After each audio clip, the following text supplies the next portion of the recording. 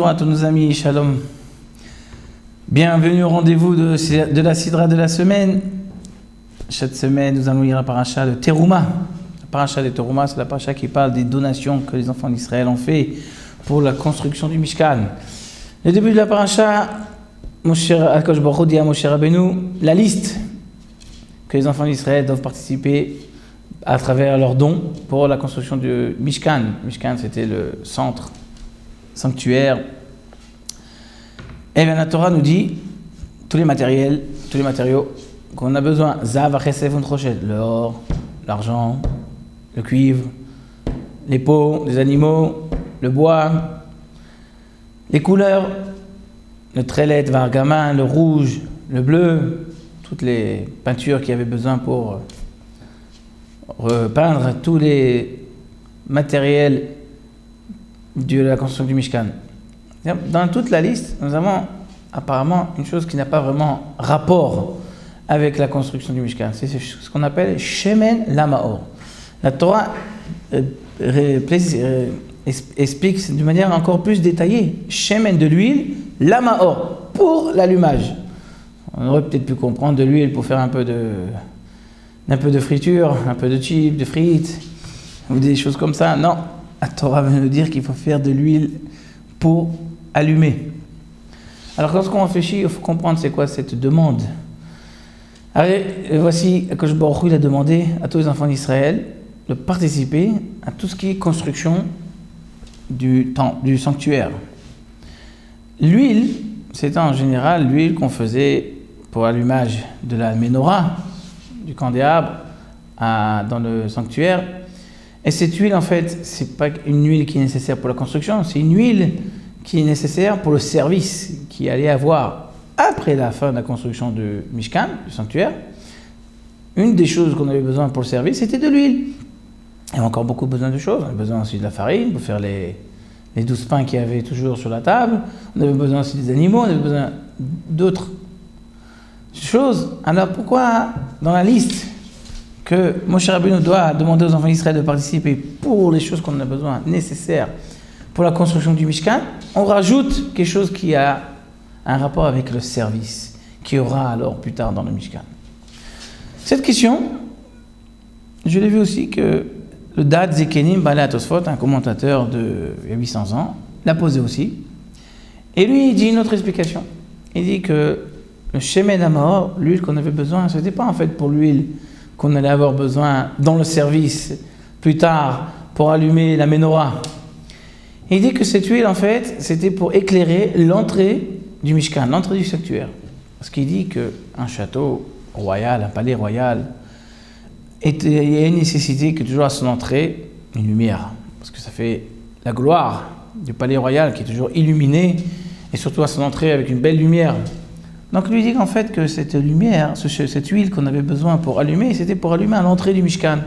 C'était pour honorer et glorifier la grandeur d'Akadosh Baruch Hu. Donc ça fait partie en fait des ustensiles et des matériaux que nous avons besoin pour construire le Mishkan. C'était fait partie, comme si par exemple on veut un peu essayer de comparer à nos jours, il fallait acheter les lumières extérieures qu'on met toujours en dehors d'un bâtiment pour qu'ils soient visibles, certains projecteurs, certaines lumières.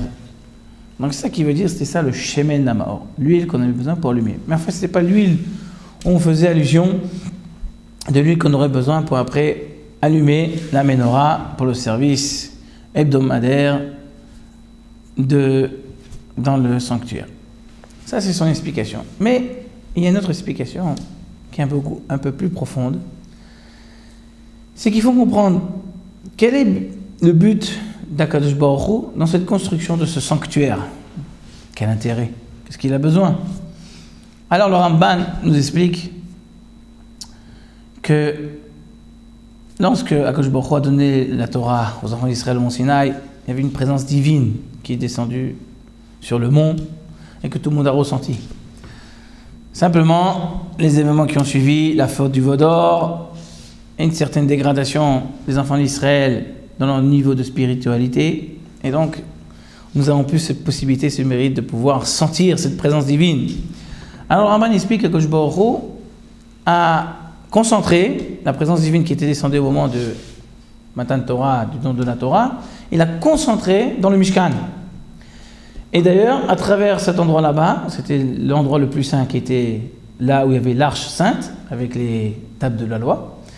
Et de là-bas, Akadosh Baruch Hu parlait et donnait ses messages à Moshe Rabbeinu et à travers les prophètes. Donc c'était un moyen de transition de la présence divine qui se retrouvait dans un endroit très spécial, qui était très saint et sacré. La présence divine de nos jours, nos sages disent depuis que le temple a été détruit, elle se retrouve comme dans les Arba Amot Shel Halacha. En HaKadosh Baruch Hu miyom shenecha bet Hamikdash el Arba Amot Shel Halacha. C'est quoi les Arba Amot de Halacha? Ce sont les 4 coudées de la Halacha. Ce sont les endroits où on étudie toute la journée les Baté Midrashot, Baté Knesiot, ce sont les synagogues, les centres de Torah, centres de Beth Midrash. C'est là que la présence divine se trouve aujourd'hui. Alors en fait, lorsque Moshe Rabbeinu a dit aux enfants d'Israël, nous allons construire un sanctuaire, il faut savoir une chose, il leur a dit, on ne va pas construire ici un musée, on pourra faire venir les touristes avec leurs appareils à photo, et aller, une photo à côté de ci, une photo à côté de ça, et d'essayer de voir la vie d'il y a 500 ans, 1000 ans, des rois, etc. Non. Le but de cette construction, Moshe Rabbeinu, depuis le début, il leur a dit aux enfants d'Israël, le but c'est pour le Shemen Namaor. Shemen Namaor, c'est l'huile qu'on va allumer dans la menorah. Parce que l'huile qu'on allumait dans la menorah, c'était une huile qui était allumée 24 heures sur 24. C'était différent de tous les services. Tous les services que les Kohanim, les prêtres, faisaient dans le sanctuaire, ils étaient limités dans le temps. Si c'est le sacrifice du matin ou l'après-midi, il y avait un horaire pour chaque chose. Chaque chose avait son programme. Mais par contre, allumer la menorah, bien qu'on faisait tous les jours, 2 fois par jour, le matin et le soir, on remplissait encore de l'huile, on repréparait, mais il y avait toujours une air tamide, il y avait toujours une lumière qui était allumée tout le temps, qui ne s'arrêtait jamais. Et cette lumière-là, elle représente, nous savons que l'allumage des bougies dans la menorah représentait la sagesse de la Torah. Donc en fait, Moshe Rabbeinu a transmis un message aux enfants d'Israël. Nous allons construire un sanctuaire. Mais pour quelle raison on va faire ce sanctuaire? Ce sanctuaire, lorsqu'on construit un bâtiment, il y a un but. Si on veut construire une école, alors on construit le bâtiment selon les normes qu'on a besoin pour une école, etc. Un hôtel, pareil. Et donc Moshe Rabbeinu a dit que tout ce qu'on va se construire, c'est pour ce ner tamid, c'est pour que cette lumière-là soit tout le temps, 24 heures sur 24 présente. C'est que seulement grâce à cette lumière-là que nous aurons toujours la présence divine parmi nous. Donc, lorsque Moshe Rabbeinu leur demande, voilà ce qu'on a besoin pour construire, il leur dit, on a besoin aussi pour construire le but final de cette construction, dès maintenant, je le veux. Parce que vous devez comprendre que la carcasse qu'on va construire et que tout ce bâtiment extérieur qui va être fait, il n'est que pour son intérieur. Et son intérieur, c'est le Shemen Hamor. C'est l'huile avec quoi on va illuminer, éclairer les enfants d'Israël à travers toute leur vie. Parce que la Torah, c'est ça qui nous éclaire. Lorsqu'on a la Torah avec nous, on a le vrai chemin et le bon chemin à suivre. On ne se trompe jamais. Si on va d'après le commandement de la Torah ou d'après la sagesse de la Torah, l'homme jamais ne pourra trébucher. Donc en fait, c'est ça le but que Moshe Rabbeinu a voulu transmettre ce message, un message qui est jusqu'à nos jours.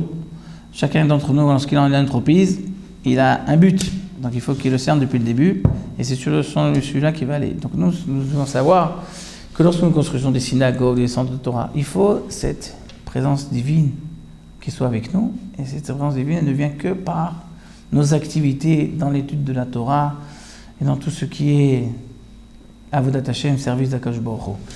C'est en fait la conclusion, lorsque la paracha s'appelle Teruma, il nous dit le Baal HaTurim, Teruma ce sont les lettres Mem Torah. Mem c'est la valeur numérique 40 et la Torah. C'est en fait tous les dons que les enfants d'Israël ont fait pour la construction de ce Mishkan, c'est en fait pour garder et concrétiser ces 40 jours que Moshe Rabbeinu était dans le ciel pour recevoir la Torah de Akadosh Baruch Hu. Tout ça maintenant, on va mettre en application à travers ce Mishkan et que la présence divine sera parmi nous et qu'elle va répandre sur nous tous et que la condition pour qu'elle puisse répandre sur nous tous et nous donner ses bénédictions et la réussite, c'est que nous avons cette lumière qui est toujours présente, c'est l'étude de la Torah Et l'étude de la Torah peut être ou à travers qu'on participe à cette étude, que ce soit de manière active et d'étudier, ou même de supporter et d'aider ceux qui étudient, afin que toujours cette lumière, cette flamme, soit toujours allumée et illumine le peuple d'Israël. Voilà, alors Shabbat Shalom, et rendez-vous la semaine prochaine si Dieu veut.